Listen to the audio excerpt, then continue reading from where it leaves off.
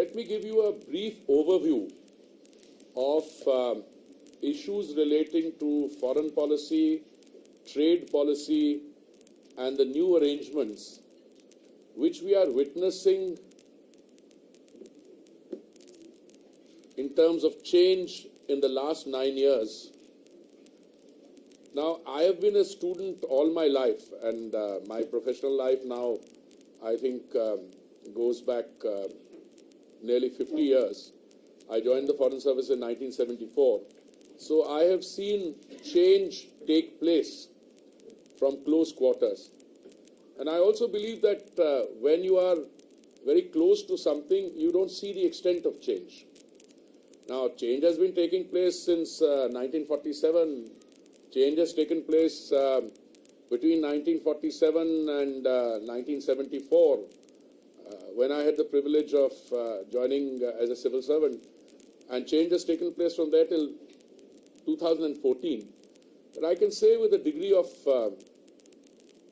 confidence that the change that we witnessed in foreign policy, in trade policy, and in the entire economic system and the new arrangements which are coming into being in the last 9 years has been somewhat extraordinary.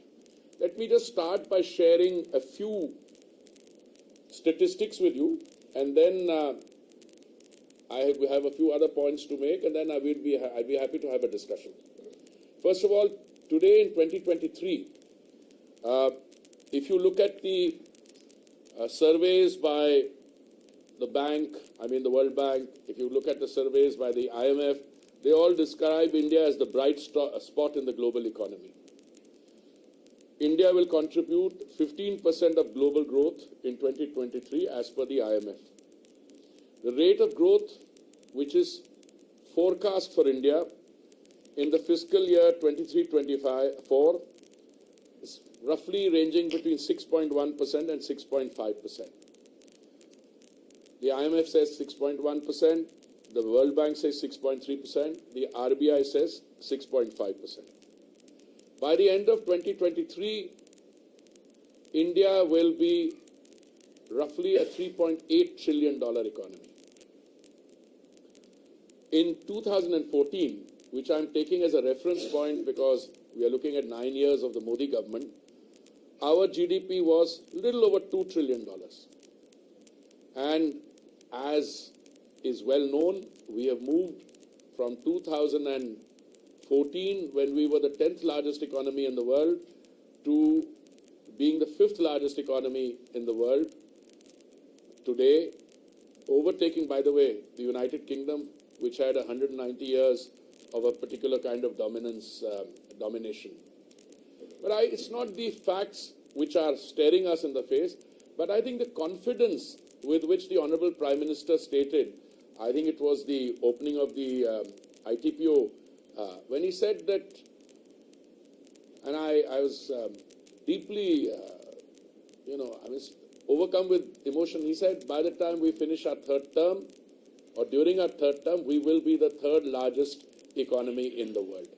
Now, for any head of state or government who is undertaking through his leadership one of the most fundamental transformations that any country can witness, I think speaks volumes both for the country and the leader who's leading that country. Why do I say that? Well, first and foremost, let's see very briefly the downward slide that we were subjected to from, say, 1700. In 1700, according to a Cambridge historian who I'm very fond of quoting, India's share of the world economy was 24.4%. India's share of the global GDP. And its share of globalized industrial output was about 25%. In 1950, immediately after we became an independent country, we had moved to our share of global GDP came down to 4.2%, and industrial output came down to 2%. That is what happened in those 190 years. Now, I want to fast forward GDP in 2014 was 2.7 lakh crores or around $20 billion.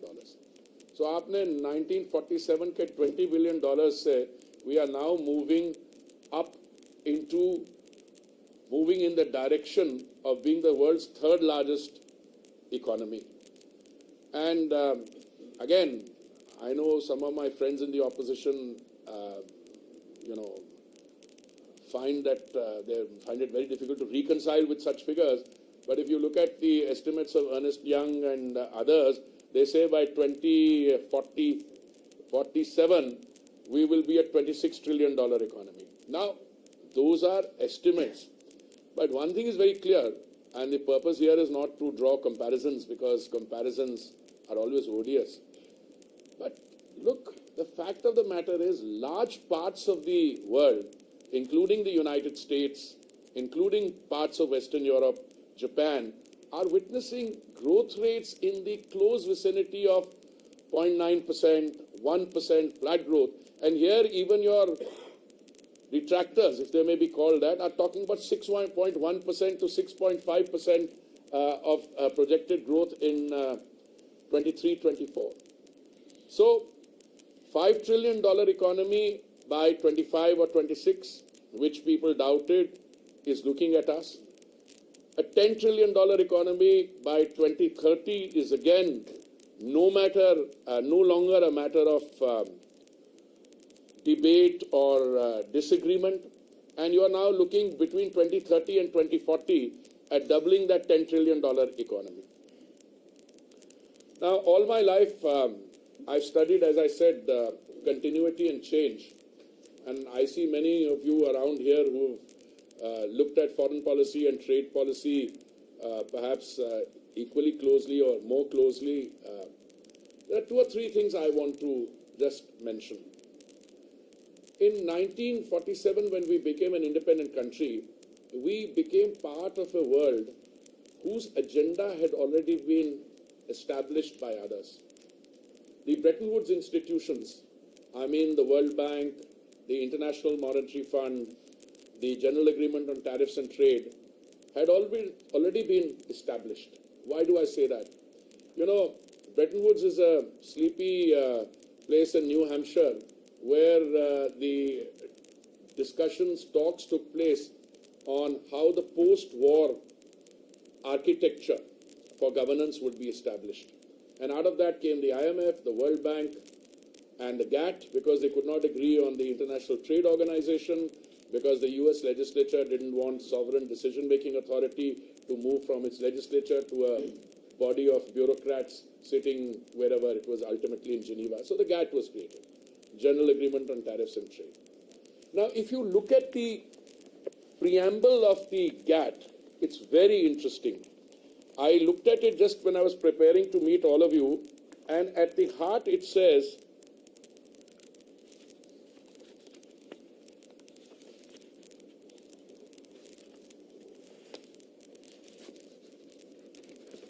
entering into, 1 minute, I remember it by heart, but I want to quote it correctly.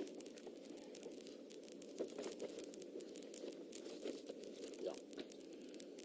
The preamble of the GATT states that relations in the field of trade and economic endeavor should be conducted with a view to raising standards of living, ensuring full employment and a large and steadily growing volume of real income and effective demand, developing the full use of the resources of the world, and expanding the production and exchange of goods. This is the heart of foreign policy and trade policy. And I say this after 50 years of half a century of professional experience. This is the first time in my professional life I am seeing this actually implemented.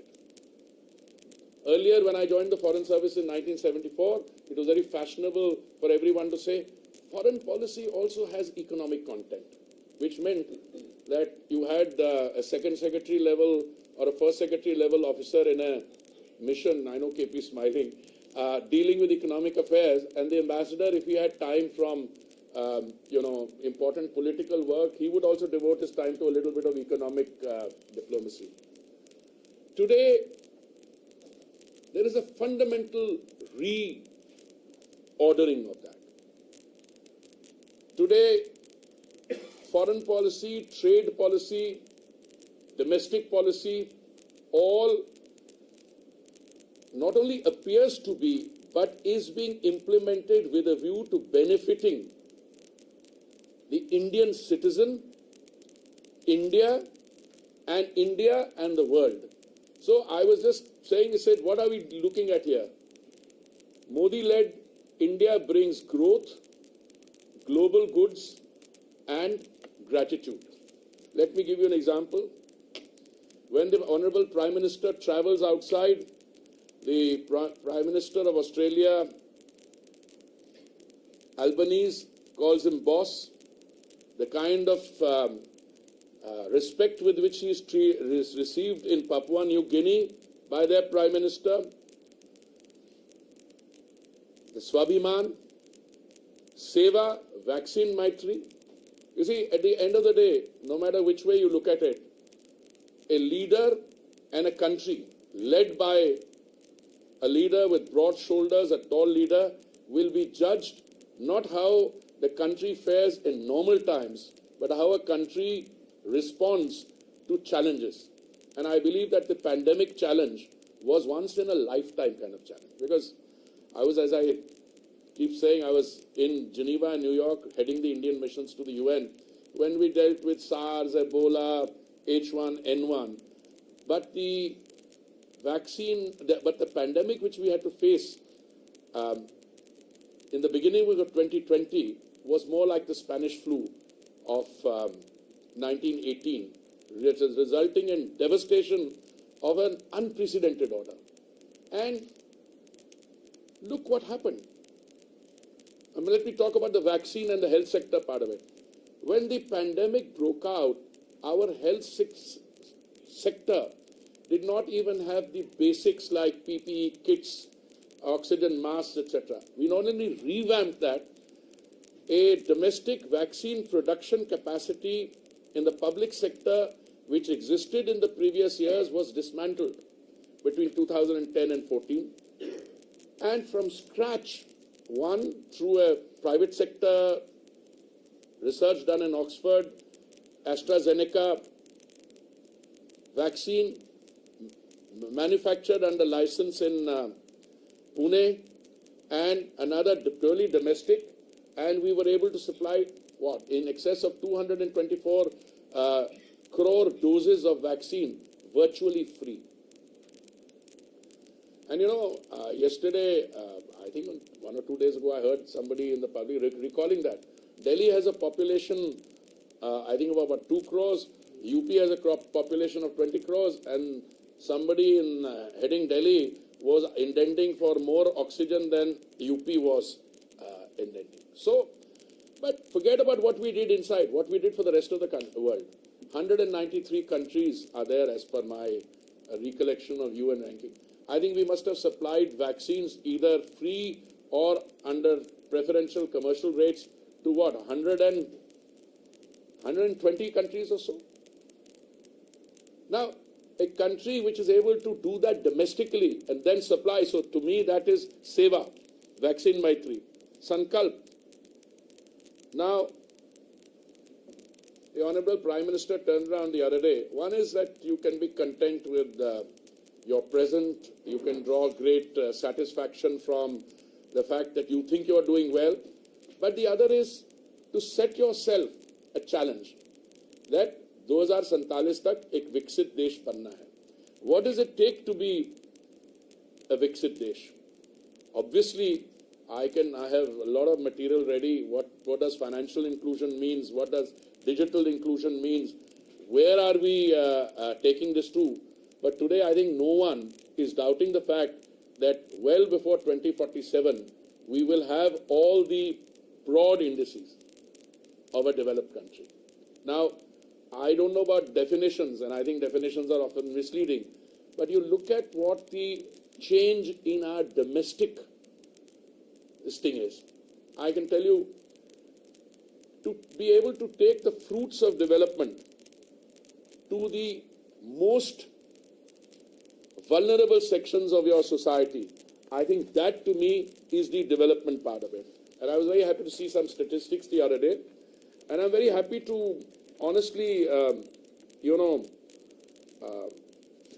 admit to you that when the Millennium Development Goals were set up by the United Nations, and which concluded in 2015, I used to say, as our ambassador in New York, that the MDGs will succeed largely because a large developing country was able to lift millions of people out of poverty.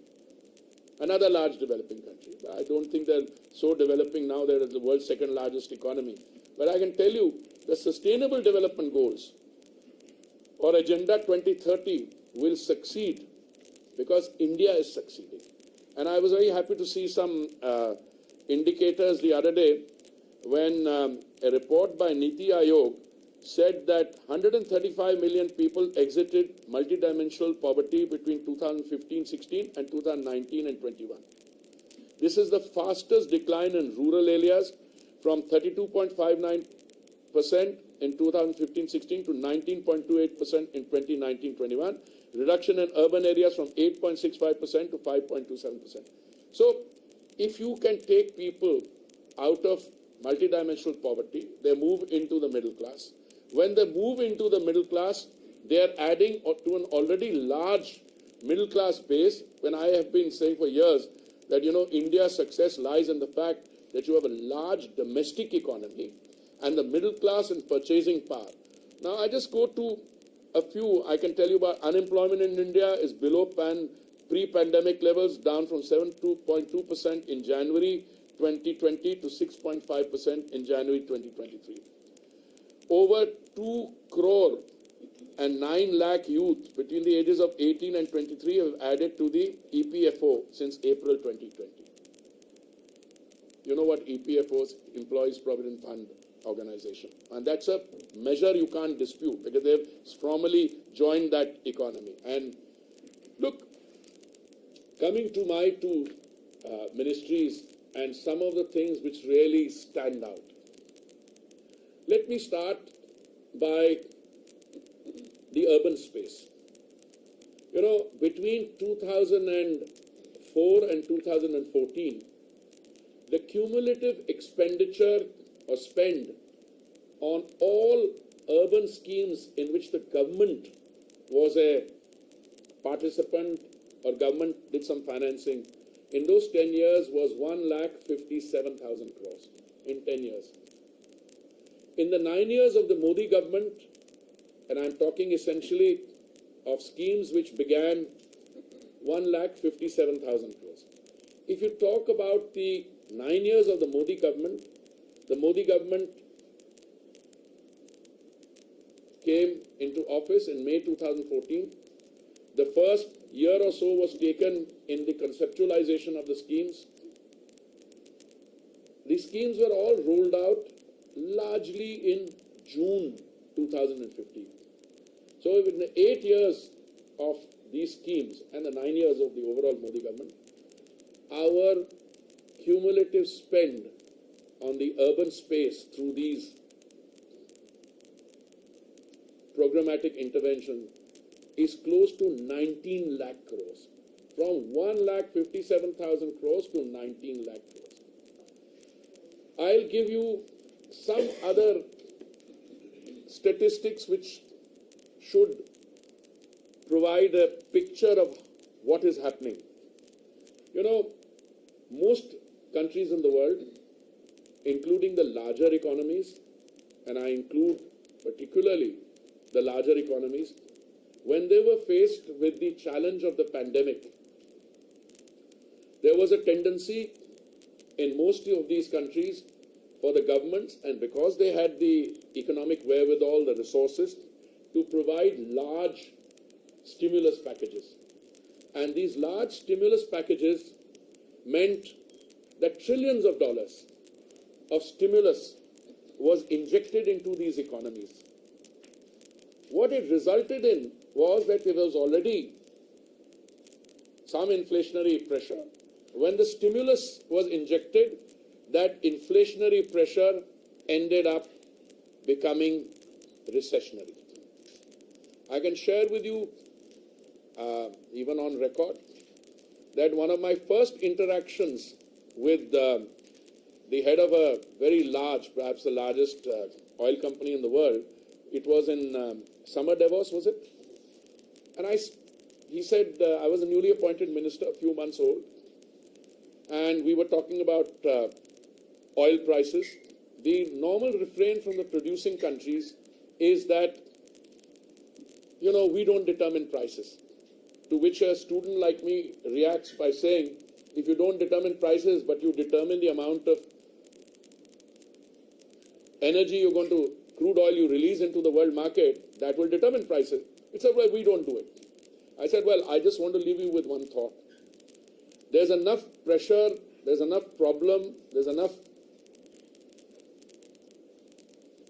waiting to go wrong. And I can make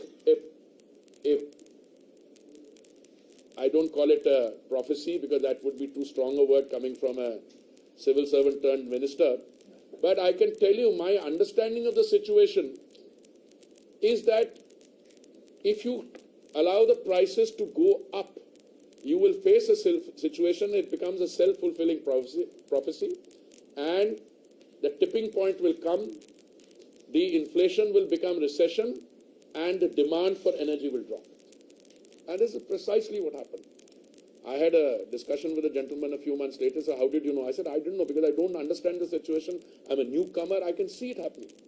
Today, I can tell you India's real energy growth in consumption is 3 times the world average.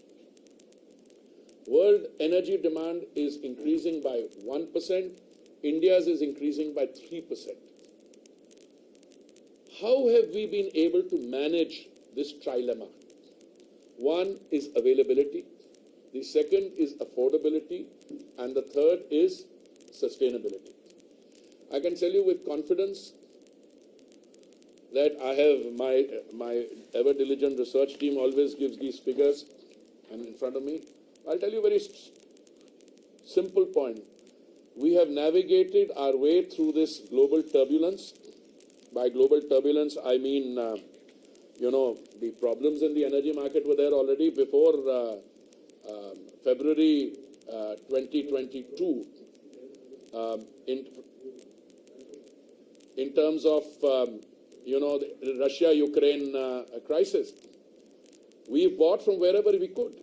We consumed 5 million barrels of crude oil in a day. We used to buy from 27 sources earlier. Today we buy from 39 countries. Our daily,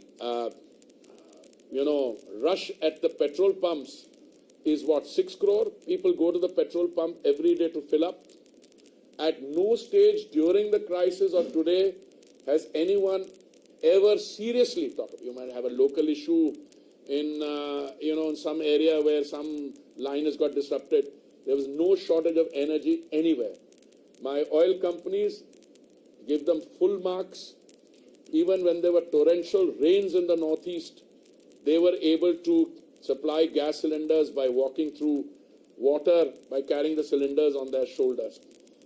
How were we able to maintain affordability? Because the Prime Minister personally monitored the situation, and on 2 occasions, November 2021 and May 2022, he reduced the central excise on petrol and diesel. The reduction in central November 21 and May 22. He reduced the central excise on petrol and diesel by a significant part, 6 and 13 rupees, 13 and 16 rupees, and the BJP ruled states immediately reduced their VAT. Now this has resulted in a very interesting situation. The only parts of our political system which talk about high petrol and diesel prices are the ones who have not reduced their VAT. Let me give you 1 or 2 examples. I'm talking about the increase between June 21.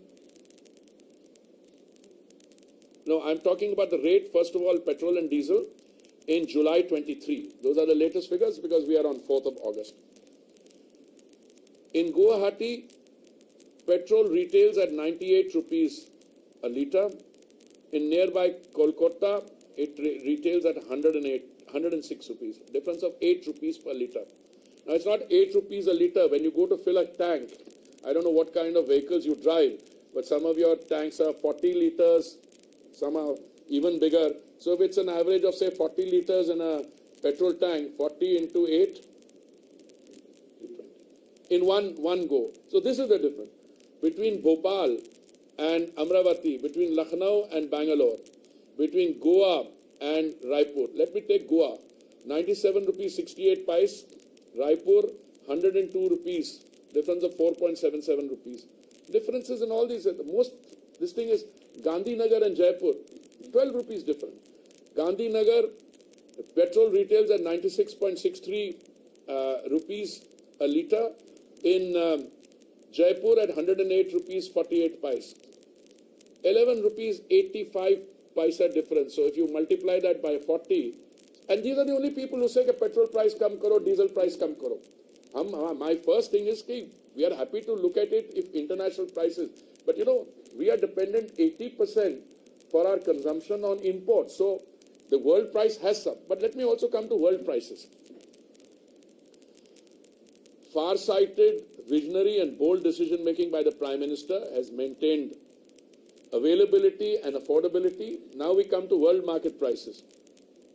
Let's compare petrol increase and diesel increase between a 2-year period from June 21 to June 23. Now I will take 3 or 4 countries in our neighborhood, and then I will take a few of the larger economies. In the neighborhood, India's increase has been 2.36%. Pakistan's increase has been 50.83%. Bangladesh's increase has been 30.11%. Sri Lanka's 79.61%. This is petrol. Nepal's increase has been 42.39%. Now let me come to the larger economies. USA, during this 2-year period, increase in petrol prices has been 30.15%. 30% increase. In Canada, 24.17%. In Germany, 19.08%. France, 22.67%. This is petrol. I'll also go to diesel. Sri Lanka, the increase. In India, the increase has been 4.97%. Sri Lanka, the increase has been 130.65%. USA, 29.31%. I'm happy to make these statistics available to anyone who... No, we'll make them available. My press team will send them around, actually. Now, I want to say 2 things here. These reduction in excise duty by the Honorable Prime Minister was undertaken at a time when we were feeding 80 crore people 3 meals of dry ration a day, which, by the way, is still going on. Now, some people get up and say, "Arey, ye kya ho gaya? Wo kya ho gaya?" I was very disappointed. I mean, I was able to answer one start question, and I took my time on the Swanidhi scheme in the Lok Sabha yesterday. But there were questions on gas pricing, and I was very keen to answer those questions. Why? Because suddenly somebody turns around and says, "Bhai, gas cylinder bada mehenga ho gaya." Now, I don't know, correct me, I think in the last 1 year, the price has gone up only once. Okay? Now, people don't realize that there's already a subsidy there. For instance, today, in 2023, thanks to all the work done by the Modi government, and the Prime Minister is personally committed to this, the number of gas connections, I think, has gone up. I'm talking about LPG connections from 14 crores to something like 32 or 33 crores. And let me also mention to you that out of this 9 crores, 60 lakhs are Ujjwala connections. 9 crores, 60 lakh Ujjwala connection means this was a connection given free.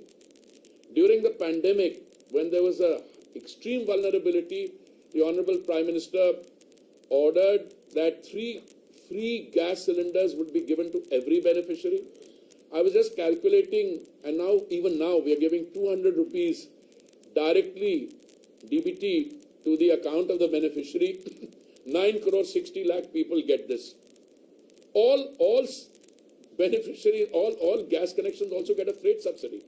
For instance, since we are again dependent for a large percentage on imports, you calculate the cost at the point of arrival, importation, then you take the distance. Now, whatever the going price is, if you have to takes more to take the cylinder, let's say in an extreme, remote, hilly area, there is another freight subsidy there also. So we are giving, even now, subsidy worth about 10,000 crores or thereabouts. How do I calculate this? Just to give you a very small figure. 9 crore 60 lakh Ujjwala subscribers. They are entitled to 12 cylinders a year. They don't draw 12 cylinders. They don't need to.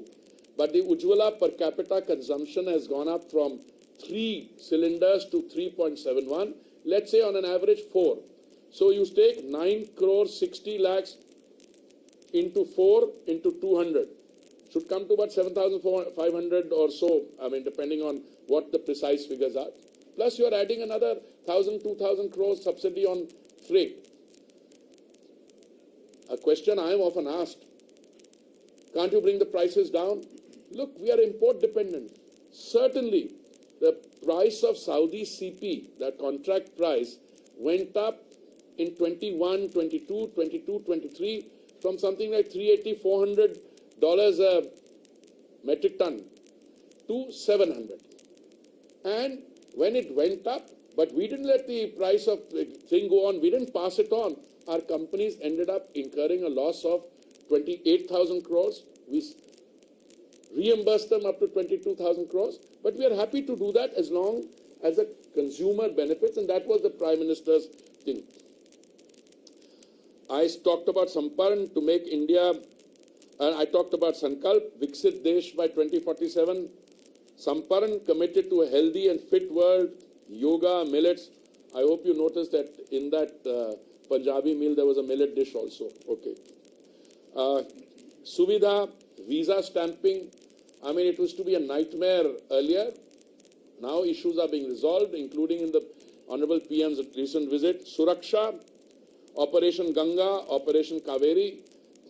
I can't think of any other country in the world which deputed 4 cabinet ministers to bring back 25,000 Indian students stranded in Ukraine through 4 adjoining countries. I had the privilege of being.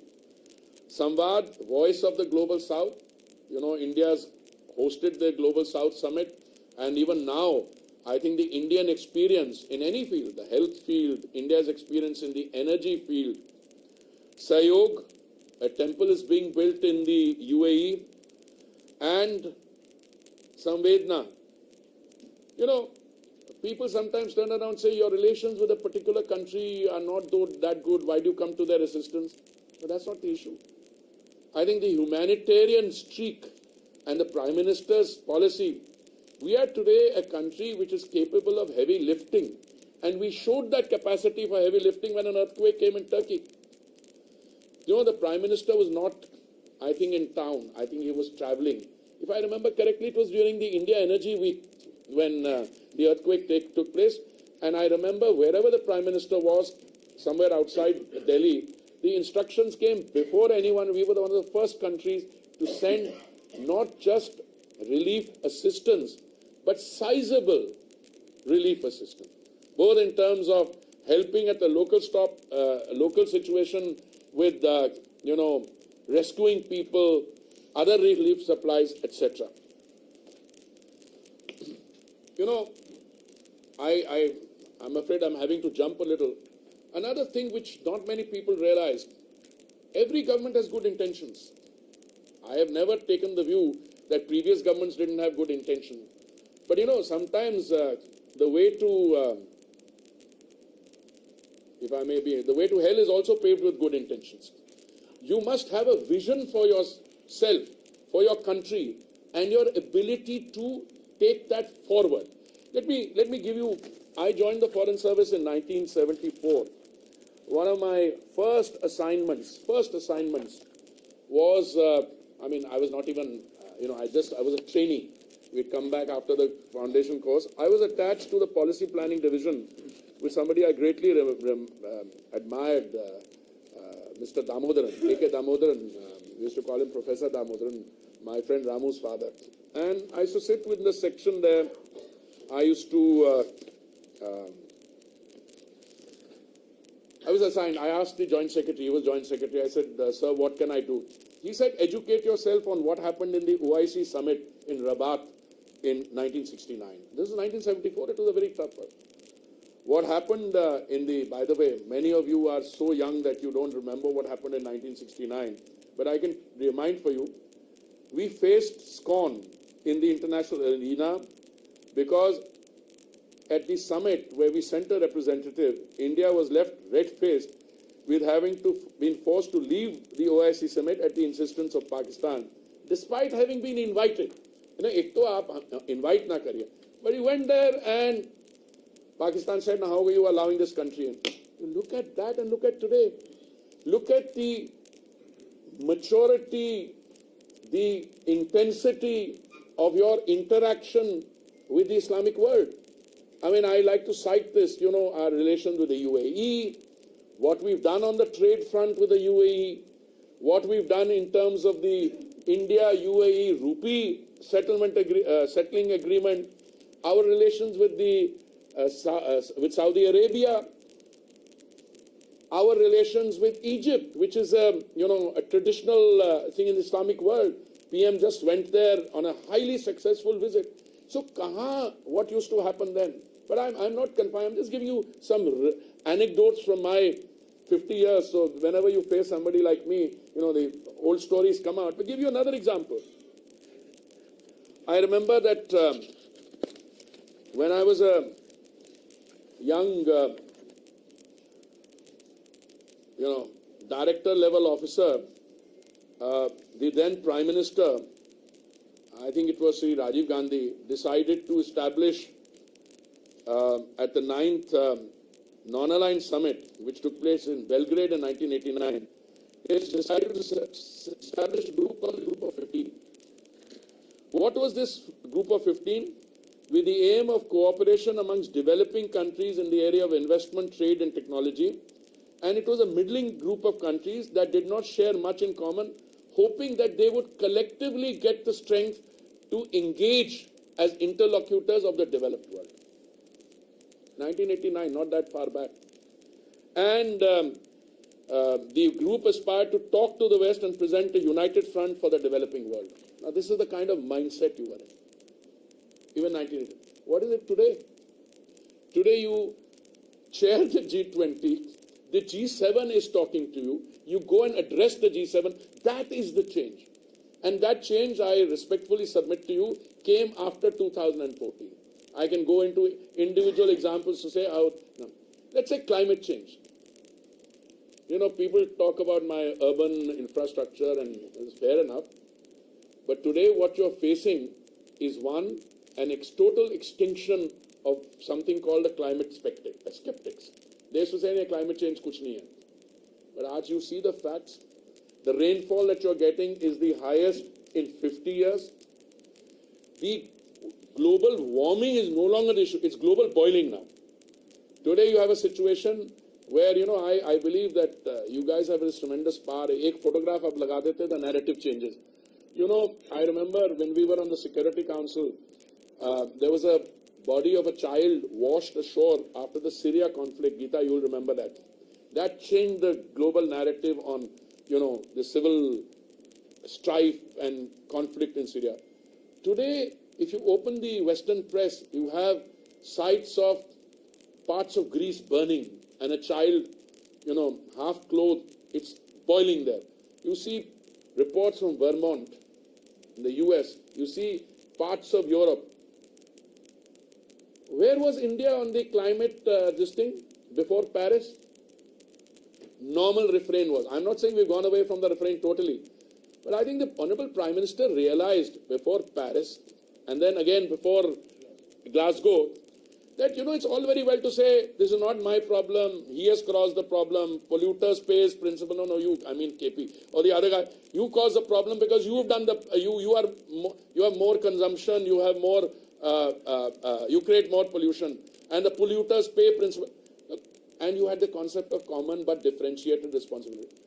But nobody's running away from that. But the fact of the matter is, if a large country like India only identifies with one part, either you're part of the problem or part of the solution. The Prime Minister said, we will be part of the solution. Today, India is offering to the world in areas, now I could have an entire session on, what we've done in climate, but I'll take just one or two examples from my field. Today, you are offering solutions which were unthinkable.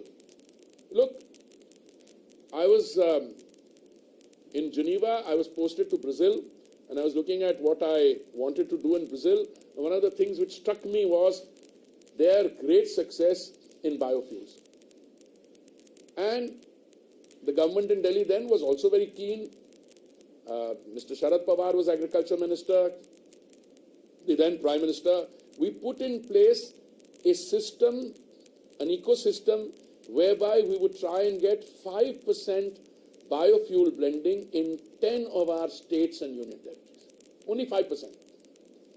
Idea was being, we'll get that ethanol, we'll mix it into petrol. We tried very hard. I was ambassador in Brazil till 2008, May.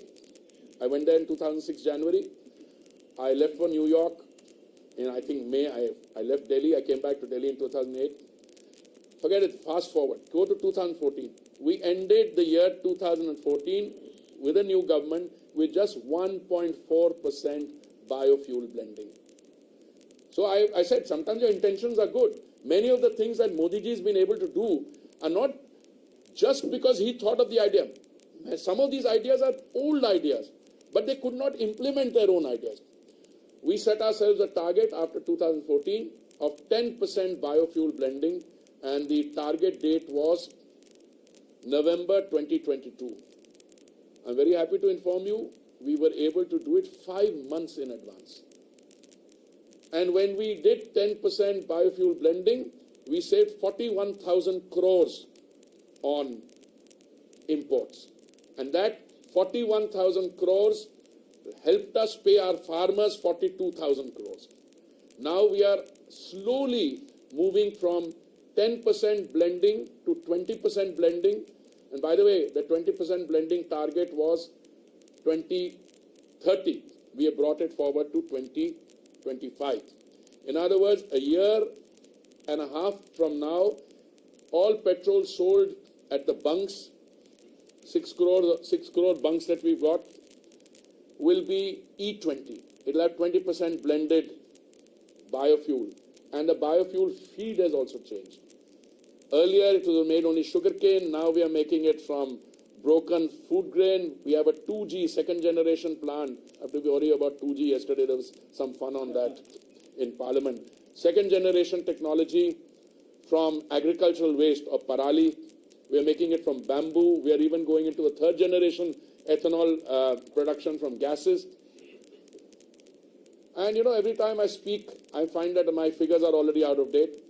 The other day, I said somewhere 1,000 retail outlets are selling E20. My secretary whispered, no, 1,350. I was going to use the 1,350 figure today. I was told it's 1,600. Basically, we are moving very fast to E20. The E20 or 20% blending is also a reflection of our mind. Why did we say 20%? Because someone said, and when you deal with hard economic decisions, there are people who have, I'm not shy of using the word, vested interest. They turned around and said, but अगर 20% आप blending करेंगे तो existing जो engine है उसमें कोई बदलाव की जरूरत नहीं होगी. But what happens is, my question was, if the same manufacturers from Western Europe and Japan can sell cars or manufacture cars which can take 100% mix, why can't it? Now the new generation cars or the hybrid cars which will come to India will have E85 engines, so you can take it up to 85. So today it's an entirely new field of biofuels coming in. But that's not only that. CBG, compressed biogas, and I know we are now running out of time and you have an 11 o'clock parliament, so I'm going to do this. We can continue this informally some other time. We have a plan to set up 5,000 SATAT plants, okay? And I'm very happy to inform you that with many states we are in this thing. So, friends, let me quickly rewind our economic history from 1700, when you were a global leader, when a Seth sitting in Calcutta could transfer the entire proceedings of the East India Company through one bill of transaction. From there down, after 190 years of colonial association, I'm not even calling it dominance, association down to 4%, 4.2% and 2 this thing, industrial this thing, you're slowly picking up. 2014, 10th largest, 2023, 5th largest economy, and we are going to be the 3rd largest economy. And if you look at the decade ahead, and this is what I think a far-sighted leader does, it's not just setting a target. There's no point my setting a target if the ecosystem doesn't go. Now everybody is saying India is the place. Why? Because you've been able to make those changes, you have these new arrangements. FTAs earlier, and this is my concluding point. It's not that we did not want to sign FTAs or we didn't sign FTAs, but there was a fundamental flaw in them. You were not careful when you signed those FTAs. You had provisions on rules of origin in them. So if my FTA is with this gentleman here, Thailand, let's say, and Indonesia, very good. Yeah, the FTA is supposed to increase trade between the two trading partners. And when there's an increase in trade, both sides benefit. But the rule of origin was so loosely written that the goods which were coming in from that source, I don't mean any one country, Thailand or say, it was from one major supplier, as a result of which the manufacturing industries, I'm just talking about India, throughout the world had an impact which completely made them vulnerable, and the manufacturing sector was disappearing. So today, I can tell you, I think Rajiv was the one who was briefing all of you the other day, Rajiv Chandrasekhar, my friend, and he said, I have 3 iPhones, they're all made in India. That is the difference. So I'm going to conclude here. I have still a lot to go, but I'll be happy to open it up for 5-10 minutes of question time, and then I think all of us have to go to Parliament. Yes, Vishnu. Just very brief question. Fantastic statistics. Please give us the statistics. You will get all the statistics. Have it by the end of the day. No, not only end of the day. We'll give it before that, because I have it. I have the material. I have all the material here. Just cull out mostly what I said, and then in a separate note what I wanted to say, but I didn't have the time. So the question is, what is the new peg over here? Why are you saying all of this? Is this peg to G20 happening? G20 is the whole peg is Vixen. What is 2047 and what we have done in the last 9 years? I think the 9 years and going forward into the 3rd term, 3rd largest economy, why do we have a degree of confidence on being able to do this? That's my conceptualization. Rajiv must have had, I think, similar. I think Jaishankar ji will also be doing others. I have 2 ministries portfolios. I've tried to weave in parts of that here. I mean, I'll give another statistic. This is a McKinsey study that India is building between 700 million and 900 million square feet of urban space every year, which is the equivalent of a Chicago. So this is the broad peg on that. So I have one question. In the current political atmosphere, every state government is offering freebies. Our budgets are not surplus. How much of a challenge do you see the state subsidies free to India's goals of becoming a... I used the expression, madam, that the good intentions, making freebies, making, transport, Bijli, free, there's a good intention. But, it is the way, to hell. Because you've got now levels of bankruptcy in many of the states. You just have to see the state of countries, where countries are reaching. I don't want to name countries, but you all know what we're dealing with. They are not able to pay. I mean, in the case of a neighboring country in India, South, we extended $4 billion of different forms of assistance to them. And so, let's be very clear. At the end of the day, a subsidy has to be targeted at those who are the most vulnerable. The subsidy has to be targeted in a manner that it brings relief, but the subsidy has to be digressive. A subsidy cannot get entrenched for all times to come. In other words, then you're killing all the competitive. This is something Mr. Modi has been able to do. Sir, actually, all your data and everything, opposition is saying that, okay, government is telling we are going ahead as far as financial, achievements are there. But the social fabric, like things like Manipur and no. Then I'll tell you something. I think, look, democracy, opposition must be allowed to speak. But I think they've made up their mind that they're going to be in the opposition for all their lives. Let me explain something to you. What is the value of parliament? I think the value of parliament is their ability to put us on the mat. All right. Now, what has happened is we have offered to have a discussion, and this is such a good opportunity that if you want a discussion on Manipur, we are ready for the discussion. Laying precondition, you must do this or you must do that. So I think उन्होंने अपने पैर पे कुल्हाड़ी मारी. And let me give you another, since the madam asked a question on freebies. इनका दो तरीके का स्टाइल होता है काम का. एक है we generate the productive assets, we produce the resources. इनका स्टाइल क्या है? चिदम्बरम जी जब वित्त मंत्री थे, उनका स्टाइल काम करने का था कि आज महंगाई है तो ऐसे करो, आप ऑयल बॉन्ड्स फ्लोट कर दो. तो ऑयल बॉन्ड्स इन्होंने क्या फ्लोट किए? 1,40,000 करोड़ के ऑयल बॉन्ड्स फ्लोट किए, जिसमें हमें अब 3,50,000 करोड़ वापस देना चाह रहा है. तो freebies, differing decision. Look, you want to run a country, there is no other way than the Modi way, which is you take responsibility and you bite the bullet in terms of taking the hard decision to do it. अब ये कहना कि वहां पे ये हो गया, वहां पे हो गया, अभी तो आपने कुछ दिन पार्लियामेंट के रहते, they wasted the rest and many of them have come to me individually. I said, yeah, हमसे गलती हो गई. We should have allowed question hour to run. We could have talked to you about gas price. मैंने कहा मैं तो I'm willing to have an open forum on all these issues. It's not that we don't want to provide relief, but आप discussion करने का, because I don't think they have a case. कल दिल्ली की discussion में लोकसभा में आपने सुनी, apart from a brilliant performance by the HM, I was looking at the opposition faces. What were they saying? What were they saying? Here is a track record of somebody of what I call less than responsible governance, and you want to give power. अपने अधिकारी के कमरे पे रात को 2 बजे red करवा दी, उसके कमरे से ले गए. Do you want to? These are the issues. But I think we have to go to Parliament. I'm very happy to continue this discussion. Yeah, please. We have been buying, crude from Russia at a very highly discounted rate for last 1 year. More than 1 year, actually. More. Yeah, more than 1 year. Yeah. And our crude has been finding way to European markets also. And a number of European countries are very happy that we are getting crude through India, because India is buying it at a very discounted rate. And we are Don't believe any of these stories. Ask them what they are buying from Russia. Is there any possibility of, in fact, petrol and diesel prices being brought down? No, I'm coming. I'd be very happy to have a longer discussion. It's like this. Total amount of petrol, crude oil. Let's start with crude. Total amount of crude oil produced as per statistics which are produced by OPEC was about 102 million barrels a day.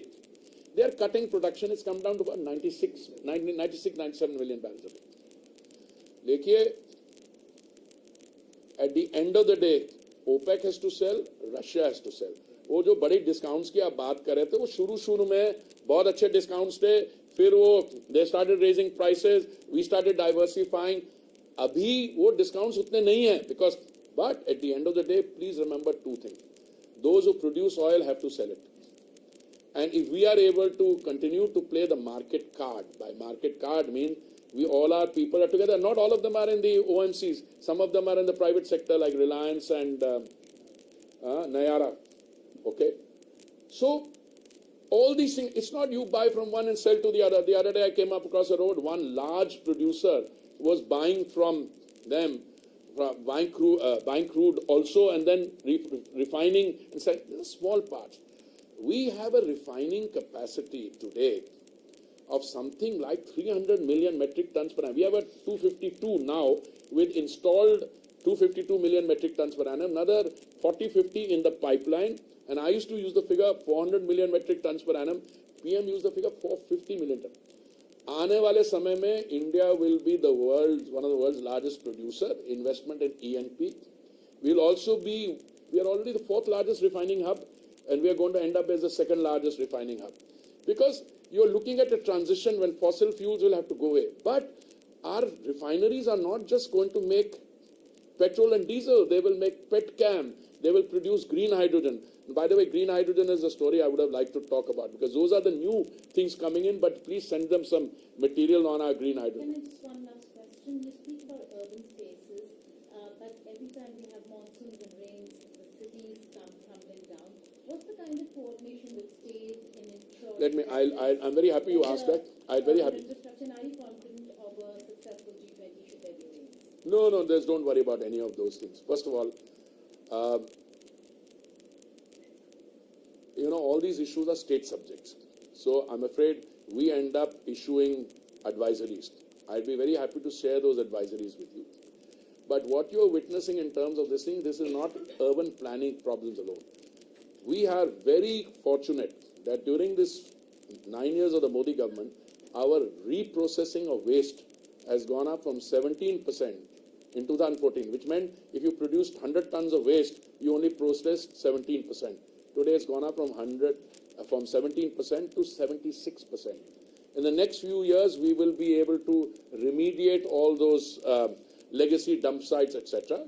You have to do simple things, Geeta. You have to segregate the waste at the point of production. Dry waste, wet waste. Wet waste becomes compost.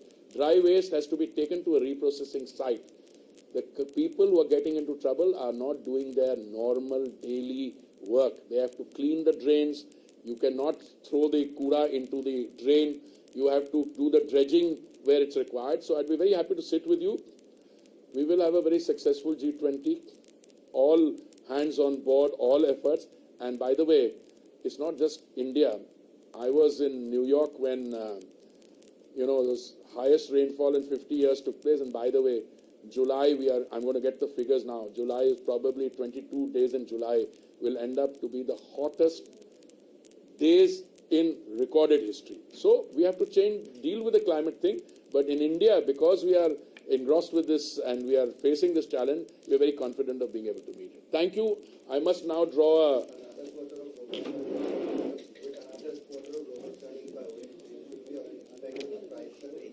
price. If they've made good this thing, and if the international prices don't go through the roof or remain stable, yes, it's always a possibility. I'm very cautious in answering, as you see. So did you say the road to state subsidy is paved to hell? No, if the road to hell is paved with good intention. है? आ जाना यार. Sorry. अरे उसको कहाँ गया?